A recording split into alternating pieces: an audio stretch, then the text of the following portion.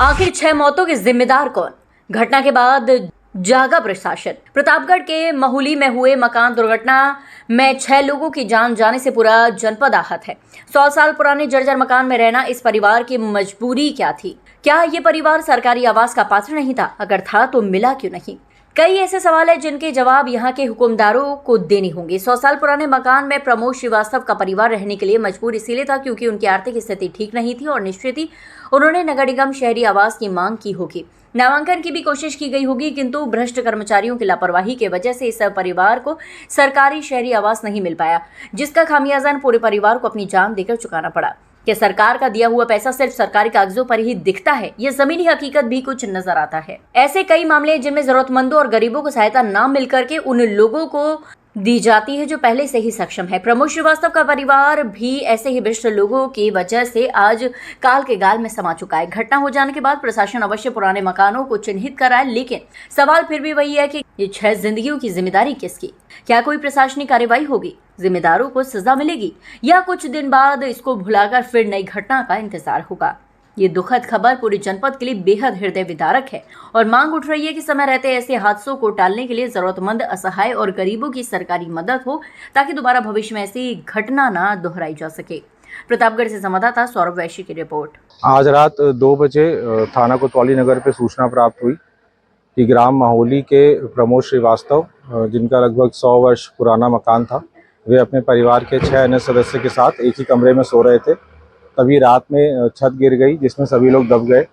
मौके पे उनका एक पुत्र जो है मौके से बच के निकल गया था उसी समय, और बाकी वो और उनके परिवार के 5 अन्य सदस्य मलबे में दब गए। पुलिस टीम और फायर टीम की सहायता से मलबे को हटाकर सभी 6 लोगों को जिला अस्पताल भिजवाया गया, जहां चिकित्सकों द्वारा उन्हें मृत घोषित किया गया है। अग्रिम विधिक कार्रवाई की जा रही है। हादसे की वजह क्या रही है सर? लोगों के द्वारा बताया गया कि लगभग 100 वर्ष पुराना मकान था, जर्जर हालत में था और बरसात का मौसम था, ऊपर पानी भरा हुआ था, संभवतः इसी वजह से छत वहाँ की गिर गई थी। यहाँ पे चिलबिला स्थित महुली में एक हृदय विदारक घटना कल रात को लगभग 2 बजे के आसपास घटित हुई, जिसमें प्रमोद श्रीवास्तव जी के परिवार में कुल 6 लोगों की मृत्यु हुई है।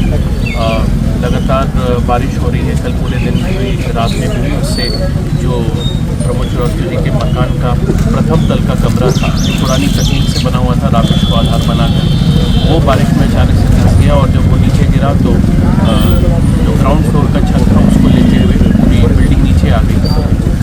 एक कमरे में मकान में एसी लगा हुआ था, तो पूरा परिवार उमस से बचने के लिए उसी कमरे में सो रहा था और 6 लोगों की मृत्यु हो गई। प्रमोद जी, उनकी पत्नी, उनका एक और बेटा और अमन करके एकमात्र जो सर्वाइवर हैं वो बचे हुए हैं। उनकी पत्नी और 2 छोटे बच्चों की इसमें मृत्यु हो गई।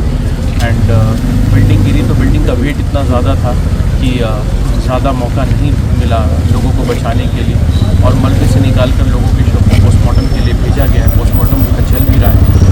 अमन जो है वो सुरक्षित है, वो प्रिलिमिनरी एग्जामिनेशन हुआ उनका, उसके बाद उनको अभी अस्पताल से वापस छोड़ दिया गया है। और इतनी दुखद घटना है, प्रशासन जो है वो पूरी तरह से परिवार के साथ खड़ा है।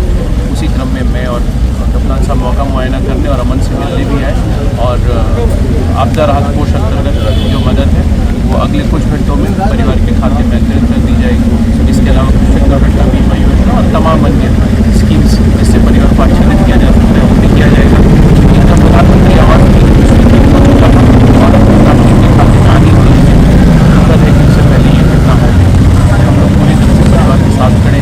साथ ही हमारे बाकी क्षेत्रों को अधिकारियों को भी सचेत किया गया है कि बारिश की स्थिति लगातार बनी है, तो इस प्रकार के जर्जर भवनों का एक ऑडिट करते हुए, स्ट्रक्चरल ऑडिट करते हुए सब लोगों को सचेत कर दें कि इस वक्त ऐसे भवनों में जिसकी छत पुरानी हो वहाँ पे रहना जो है वो खतरे से खाली नहीं है और प्रशासन ऐसी घटना की पुनरावृत्ति रोकने के लिए